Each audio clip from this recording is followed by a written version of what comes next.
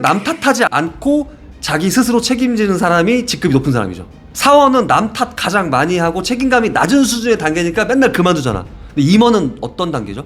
남 탓하지 않죠. 절대 모든 게 자기 탓으로 여기고 자기가 스스로 책임지고 떠나죠. 그럼 사장은 어떤 단계여죠? 임원과 동일한 단계죠. 그래서 제가 남 탓하지 말라고 하잖아요. 직원 탓하지 말고 알바 탓하지 말고 상황 탓하지 말고 그렇게 탓하는 그 말을 하고 있는 나는 결국 어느 단계죠? 직급으로 보면 사원밖에 안 되는 단계라고요.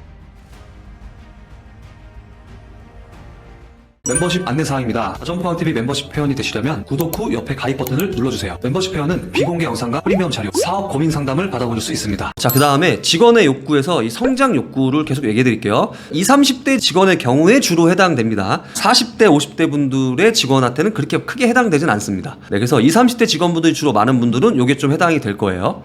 자, 첫 번째는 우리 매장이 너무 바빠요. 매출이 너무 잘 나와. 그리고 우리 매장이 뭔가 배울 게 좀 많아, 매장이. 그러면 직원들이 뭔가 여기서 성장한다라고 생각합니다.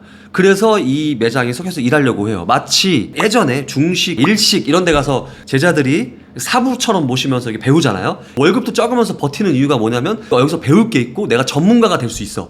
이런 것 때문에 거길 버티고 다니는 거잖아요. 우리 매장도 마찬가지예요. 이 안에서 매뉴얼적인 것도 배울 게 많고 뭔가 체계적이야. 직급도 체계적이고 그리고 사장님의 한마디 한마디의 인사이트가 되게 강력해. 카리스마가 있어. 이럴 때 좀 직원들이 성장 욕구에 자극을 받아서 다닙니다. 그리고 사장님이 한마디로 돈을 많이 버는 매장일수록 성장 욕구에 자극을 많이 시켜줄 수가 있어요. 그리고 매니저든 부점장이든 점장이든 뛰어난 사람들이 많으면 또 되게 좋겠죠. 두 번째는 다점포 확장 성공 시에 이 성공에 대한 조직 분위기 때문에 다니는 경우도 많습니다. 뭐냐면은 1호점이 되게 매출이 잘 나와서 성공적으로 잘 됐어요. 근데 2호점을 차렸는데 2호점도 대박이 났어. 그러면은 조직적으로 뭔가 성공 분위기가 형성이 돼. 성공 분위기. 그래서 조직의 사기가 막 올라갑니다. 만약에 세 번째 매장까지 성공했어 그러면은 사장님은 거의 신의 대우를 받습니다. 나도 사장님처럼 이 아이템으로 나중에 창업을 해야겠다. 뭔가 이런 생각을 갖게 되는 거겠죠.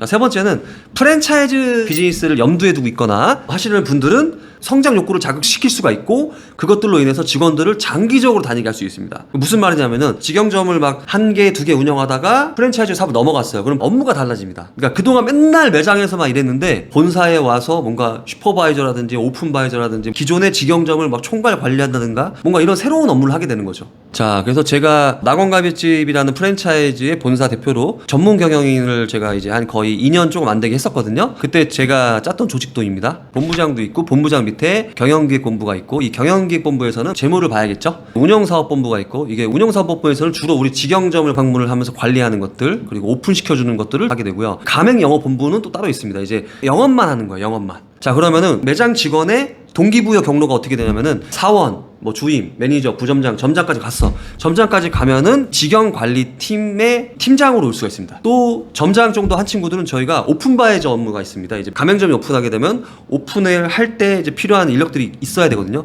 근데 아무나 보낼 수 없으니까 점장님들이 가요. 또는 부점장 이 정도 급들이 가거든요. 그럼 그 친구들은 이제 맨날 매장에서만 이러다가 새로운 지역에 가서 매장을 또 이렇게 오픈시켜주는 역할도 해보고, 그러니까 뭔가 새로운 경험도 하고 그들의 재미가 생기겠죠. 뭔가 그들도 새로운 업무를 하면서 성취도 맛보고 성장한다고 느끼고 계속 이 회사에 뭔가 내가 배울 게 많고 또 내가 해야 될 역할도 앞으로 많이 남았구나라고 느껴서 장기 근무화가 됩니다. 그냥 이렇다는 걸 제가 알려드리려고 한 거지 그렇다고 일부러 직원들을 위해서 프랜차이즈 하려고는 하지 마세요. 이런 욕구가 있다. 이런 걸 알려주기 위해서 하는 겁니다.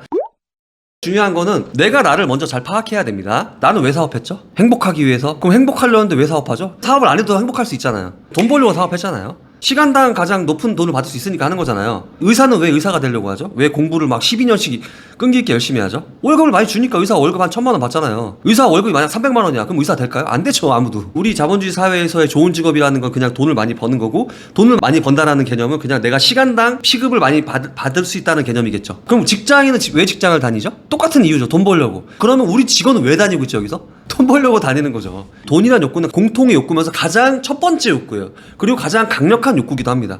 물론 그 하나만으로 직원을 이끌 수 있는 건 아니지만 굉장히 큰 욕구입니다. 자, 직장에서 회사원들의 성공은 뭐죠? 임원이 되는 거죠. 임원이 되면 대우가 달라지죠. 부장까지는 막 한 대기업 아니고서는 5천, 6천, 7천 이렇게 받아도 임원이 되면 막 2억, 3억, 4억, 5억 이렇게 올라가잖아요. 그러니까 급여의 격차가 완벽히 크죠. 왜 임원이 되기까지 많은 직급의 단계가 있는 걸까라고 봤을 때 책임감을 갖게 하려는 트릭이죠. 근데 사원보단 대리가 좀 더 책임감이 있겠죠. 그리고 과장이 되면 사원과 대리보단 본인이 책임감을 가져야 되죠. 이게 책임감을 갖게 하려는 트릭이 있고 자발적으로 하게 하려는 트릭을 주기도 합니다. 과장이 대리보다 더 자발적으로 하겠죠. 본인이 업무를. 부장 됐으면 부장님이 알아서 책임지면서 자발적으로 하겠죠. 뭐 사장인 내가 막 부장 과장님한테 아직까지도 일 시켜야 됩니까? 그렇지 않잖아요. 자, 그리고 이 직급체계라는 건 피라미드 구조죠. 세모나죠. 왜 교묘하게 세모를 만들어놨죠? 경쟁시키려고 하는 거죠. 경쟁시켜야 숙련도도 올라가고 더 뭔가 내 말을 잘 듣죠. 그 다음에 인정 욕구를 충족시키려는 트릭입니다. 나 이제 대리가 됐어. 이제 급여도 올랐어. 집에 가서도 야, 나 이제 진급했어. 이렇게 인정욕. 직장과 가정에서의 인정 욕구 있고 직장에서는 권력 욕구까지 충족을 우리가 시켜줄 수 있죠. 이 하나의 트릭으로. 한마디로 사장 입장에서 이게 뭘 의미하는 거죠? 돈 줄 만한 사람한테 돈 더 줄 테니까 알아서 책임 다 져주세요. 그리고 저한테 시간을 벌어주세요잖아요. 결국 직급이 높다는 거의 핵심 뭐죠? 남 탓하지 않고 자기 스스로 책임지는 사람이 직급이 높은 사람이죠. 사원은 남 탓 가장 많이 하고 책임감이 낮은 수준의 단계니까 맨날 그만두잖아. 근데 임원은 어떤 단계죠? 남 탓하지 않죠, 절대. 모든 게 자기 탓으로 여기고 자기가 스스로 책임지고 떠나죠. 그럼 사장은 어떤 단계여야죠? 임원과 동일한 단계죠. 그래서 제가 남 탓하지 말라고 하잖아요. 직원 탓하지 말고 알바 탓하지 말고 상황 탓하지 말고 그렇게 탓하는 그 말을 하고 있는 나는 결국 어느 단계죠? 직급으로 보면 사원밖에 안 되는 단계라고요. 사원들이나 하는 단계에 속하니까 제가 남 탓하지 말라고 하는 거예요. 온전히 내 스스로의 책임으로 여겨야지만 근본적인 문제를 해결하기 위한 시스템, 어떤 환경을 바꿔나가면서 매장의 수준을 올려나가는 방법들을 찾아나가게 됩니다. 직급의 또 긍정적인 면은요, 멘토와 멘티를 만드는 걸 시스템화 시켜놓은 게 직급체계예요. 제가 직급체계를 만들고 얼마 받습니다를 직급마다 다 공표를 해놓으라니까요. 근데 왜 급여를 숨기고 그러세요? 내가 매니저가 되면 얼마 받는 걸 알아야 저 사람처럼 내가 일을 하면 되는구나라는 나의 멘토를 알 수 있잖아. 그래야 밑에 있는 사원이나 주임이나 매니저도 그 위에 있는 직급을 달고 있는 사람을 자기 멘토로 볼 거 아니에요. 저 사람처럼 하면 내가 여기서 진급을 잘할 수 있고 사장님의 인정을 받는구나. 이거를 직급체계는 이 멘토와 멘티라는 걸 우리도 모르게 시스템화 시켜주고 있죠.